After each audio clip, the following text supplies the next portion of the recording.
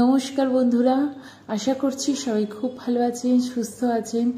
টক দই, টমেটো এবং পেঁপে ছাড়া এবং প্রেসার কুকার ছাড়া কিভাবে কড়াইতে মাটন রান্না করবেন তার জন্য প্রথম থেকে শেষ পর্যন্ত আমার এই রেসিপিটির সঙ্গে থাকুন।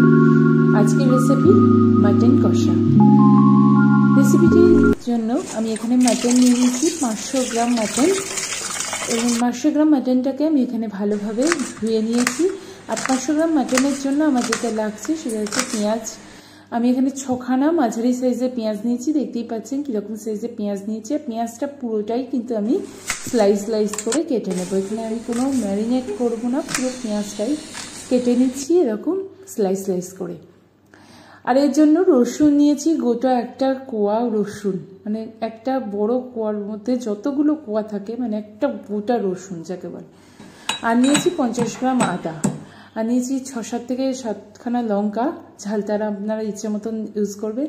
এখানে ফোড়নটা একটু রেডি করে নিলাম, তার জন্য নিয়েছি 2 তেজপাতা, শুকনো লঙ্কা, গোটা গরম মশলা একটু সামান্য থেতো করে নিয়েছি, আর নিয়েছি জিরে। ফোড়নটা রেডি করে রেখে দিয়েছি। আর এখানে আমি বড় বড় পিস করে আলু কেটে নিয়েছি। এবার আমার সমস্ত মশলা তৈরি হয়ে গেছে, আমি পরে আদা রসুন আর লঙ্কাটা বেটে নেব। এবার কড়াই আর মাংসটাকে আমি একটু সামান্য এখানে ম্যারিনেট করে নিচ্ছি, কিছুই না, সামান্য একটু নুন আর হলুদ দিয়ে আর সামান্য একটু সর্ষের তেল দিয়ে ম্যারিনেট করে নিচ্ছি।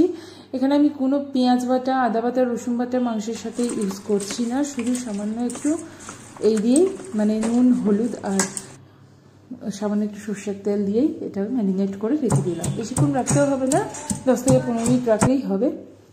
আমি শিলনোড়ার মধ্যে আদাটা বেটে নিচ্ছি।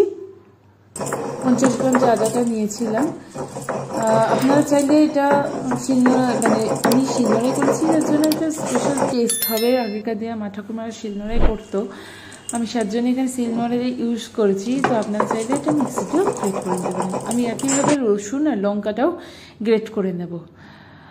আর রেসিপিটি যদি আপনাদের ভালো লেগে থাকে তাহলে অবশ্যই একটা লাইক শেয়ার কমেন্ট করতে কিন্তু ভুলবেন না। আর প্রথম থেকে শেষ পর্যন্ত এই রেসিপিটির সঙ্গে থাকুন, কিভাবে সহজেই এই রেসিপিটি আপনারা বাড়িতে তৈরি করবেন। ভাত, রুটি, পরোটা বলুন বা যে কোনো কিছুর সঙ্গে এই মাংসটা কিন্তু যায়। এবার দেখুন, আমার আপনাদের সাথে কথা বলতে বলতে আমার কিন্তু এখানে মশলা পুরোপুরি তৈরি, সমস্ত কিছু আমি বেটে নিয়েছি। এবার একটা কড়াই নিয়ে নেব যাতে আমি রান্নাটা করব। আপনারা চাইলে ননস্টিক কড়াই ইউজ করতে পারেন, আমি এখানে লোহার কড়াই ইউজ করেছি। আর এই রান্নাটা পুরোটাই কিন্তু সর্ষের তেলে করতে হবে। সর্ষের তেলে করতে হবে এই কারণেই যাতে রান্নাটার টেস্ট হবে দ্বিগুণ। তো সর্ষের তেলটা আমি গরম করতে বসিয়ে দিয়েছি। আর এখানে আলুটাকে আমি সামান্য একটু নুন আর হলুদ দিয়ে মাখিয়ে নিচ্ছি। এবার আলুটা আমি ভেজে নেব।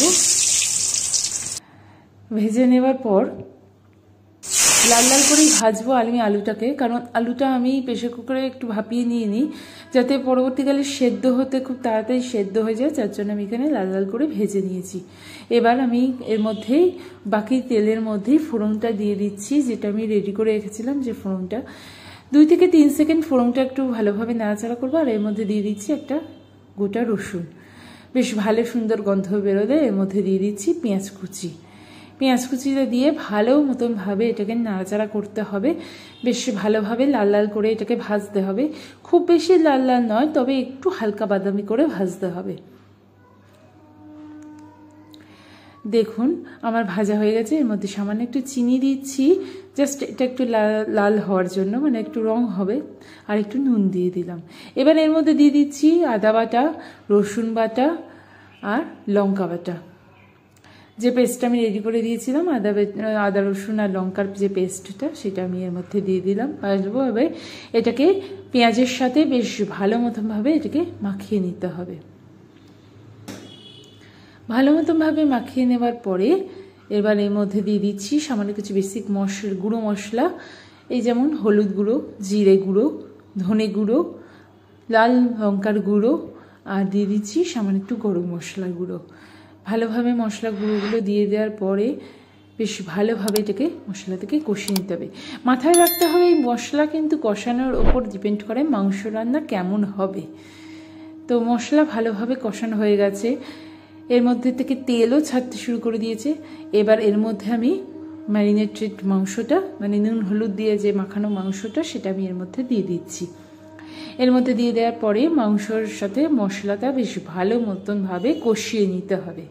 কিছুক্ষণভাবে কষানোর পর এর মধ্যে দিয়ে দিতে হবে ভেজে রাখা আলু আর মাংস ভালো মতনভাবে, যতক্ষণ না এর থেকে তেল না বেরোচ্ছে ততক্ষণ কিন্তু মাংসটাকে আর কি কষাতে হবে, ঢাকা চাপা দিয়ে করতে হবে। আর এই সময় গ্যাসের আঁচটাকে রাখতে হবে একদম মিডিয়াম থেকে লো ফ্লেমে। ভুলেও কিন্তু হাই ফ্লেমে রাখবেন না, তাহলে কিন্তু মশলা পুড়ে যাবে, মাংসটাও পোড়া লেগে যাবে আর ভেতর থেকে কুক হবে না মাংসটা। ব্যাস দেখুন তেল ছেড়ে গেছে কি সুন্দর মশলা থেকে। এবার আমি এর মধ্যে জল অ্যাড করে দিচ্ছি। অতি অবশ্যই জল হতে হবে এখানে, হালকা উষ্ণ গরম জল। এবার এই জলটা দেওয়ার পরে আমি এটাকে চাপা দিয়ে রেখে দেবো বেশ খানিকক্ষণের জন্য। বেশ খানিকক্ষণ পরে, প্রায় 45 মিনিট পর ঢাকনা খোলার পর এটা দেখুন কি সুন্দর ফুটছে। ফোটার পরে এটা সেদ্ধ হয়ে গেছে। ব্যাস তৈরি হয়ে গেছে গরম গরম মাটন কষা।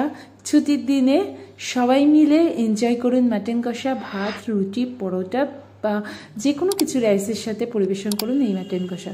যদি রেসিপিটি ভালো লেগে থাকে তাহলে অবশ্যই আমার চ্যানেলটিকে সাবস্ক্রাইব করতে ভুলবেন না এবং পাশে থাকা বেল আইকনটিকে ক্লিক করে দেবেন নতুন নতুন ভিডিও পাওয়ার জন্য। আর এই রান্নাটিকে অবশ্যই একটা লাইক, শেয়ার, কমেন্ট করতে ভুলবেন না। যদি এটা ইউটিউব থেকে দেখেন তাহলে অবশ্যই আমার চ্যানেলটিকে সাবস্ক্রাইব করবেন। যদি ফেসবুক থেকে দেখেন তাহলে অবশ্যই আমার পেজটিকে ফলো করবেন। আর যদি ইনস্টাগ্রাম থেকে দেখেন তাহলে অবশ্যই আমার পেজটিকে ফলো করে দেবেন। ততদিন আপনারা ভালো থাকবেন, সুস্থ থাকবেন। নমস্কার।